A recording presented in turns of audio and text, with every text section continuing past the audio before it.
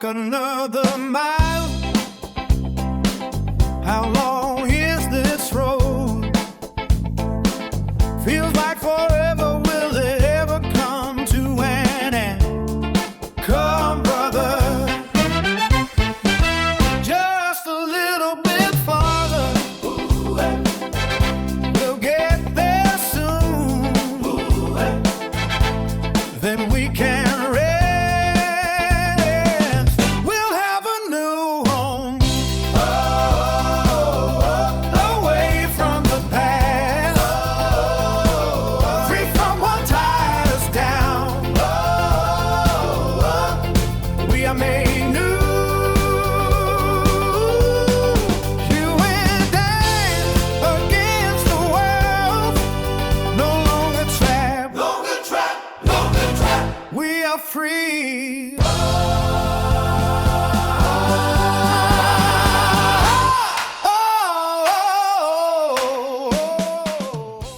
The Yote Brothers Part 4. Written and pictures by the Furry Sith Lord. Hawk Eyes and Pure Heart continued traveling with their backpacks being a little heavier with the extra boar meat in them. They made enough rations for about a day if they did not find any other meat to hunt. Hawk Eyes was especially cautious because he was afraid that the bear would sneak up on them. "I think we should find some honey," Pure Heart said. "Honey?" Hawk Eyes asked, not really paying attention as he kept his senses focused so he could hear any sounds that might be coming from a bear. "Our buddy used some to help us escape when the bear had us trapped up in trees. I figure we should save some in case we need a distraction to get away," Pure Heart explained. "Good idea. However, what if it doesn't work this time? I mean, the magic turned it into a monster. How do we know that the monster likes honey?" Hawk Eyes asked. "I think we're in trouble big time," Pure Heart said, and Hawk Eyes nodded in agreement. Both walked on in silence, trying to think of what they should do. Both knew that the two of them against a bear would lead to their deaths.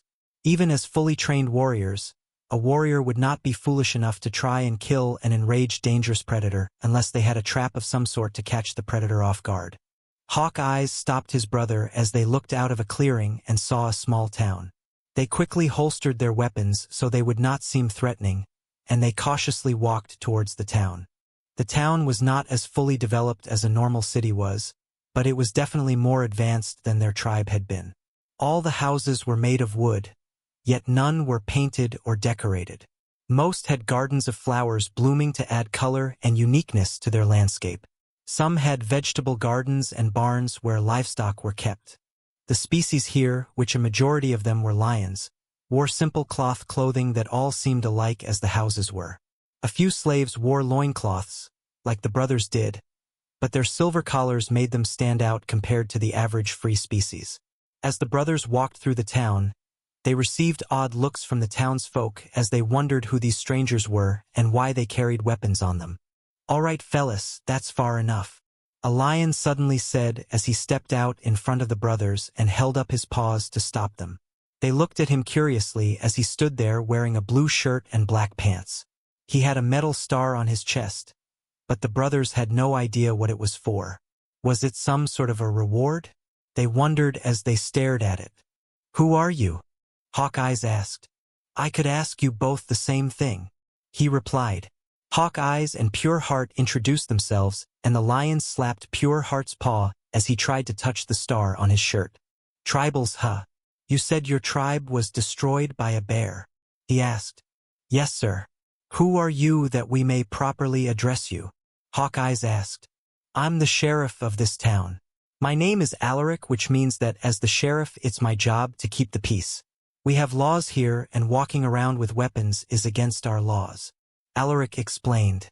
The Yote brothers looked at each other in confusion, having never heard of such things from where they were from. "The bear that destroyed our tribe is after us. He will come through here and probably destroy this place to get us. How will you defend yourselves if you have no weapons?" Pure Heart asked innocently. "We don't use violence to solve problems. We will reason with this bear and find another way to deal with it," Alaric replied. "Will that work against a mindless bear?" Hawk Eyes asked. Elsewhere, Beta was lumbering along as he could faintly smell the Coyote brothers. It was odd that even though he was back in his bear form, he could smell them even though they were miles away. Whatever magic was done to him had changed him dramatically. "Kill them, Beta. Kill the brothers and then you will know peace," the voice said. It had started to call him by the name the other form used, but Beta did not care. As far as he was concerned, he always was Beta no matter what he was called by others. "Hurry, hurry, don't let them get away. You must kill them," the voice said. He heard it, but he was not really interested because he saw two bucks fighting nearby as they clashed antlers. They stopped and looked menacingly at Beta as he was lumbering by. "Roar!" Beta roared as a warning in order to scare them away.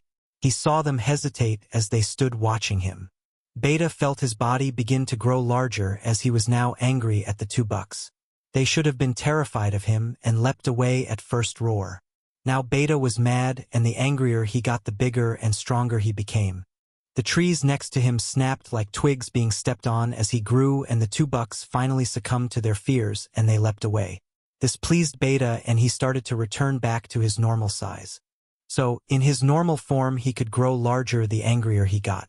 However, in the strange other form where he was that weak creature, he could talk, think, and reason, but he was no way near as powerful as he was as a bear. Thanks be to the moon that was only once a month that he changed form. He thought to himself, not realizing what he was doing. He did not realize he could think and reason a little bit more than he ever had. Not to the full extent his other form could, but more than he had ever been able to. If only he could figure out why the voice kept ordering him to kill the brothers. This ends part 4. We hope you enjoyed it. See you next time for part 5.